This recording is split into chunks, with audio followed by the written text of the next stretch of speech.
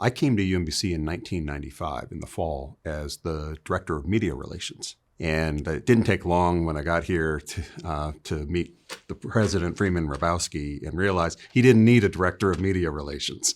But it was a wonderful time. I remember going on media visits with him, driving his car. We were both fans of gospel spirituals, and we'd sing those together. So it was a really just one of a kind of experience. At that time, media PR was going electronic, and I helped Jack Seuss build our first campus website. And before long, I remember getting queries from students about online registration or parking, not the typical fare that a PR person would get.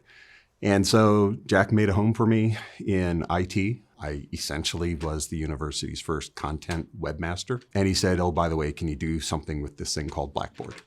And that's how I kind of got involved with it. I got a chance to work with faculty in trying to help tell their story, find out what their story was, and if possible, how technology could help.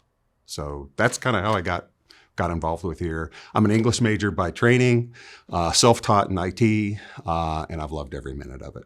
So I would say I'm most proud of the fact that we've been able to work with faculty on trying to solve a pedagogical problem or create new learning opportunities for their students. So sometimes faculty will come to me and they'll say, I need to get more technology into my course. And it's like, why? More often than not, it's not what they initially said they wanted to do. It's something that was buried or hidden. Getting students to attend class, getting students to read the textbook, getting them to practice, what they should be demonstrating on the exam. Every faculty member has these kinds of pedagogical problems. And to get a chance to work with faculty in different disciplines and even have a bird's eye view of maybe how they're all doing it, I think technology is a catalyst or an enabler.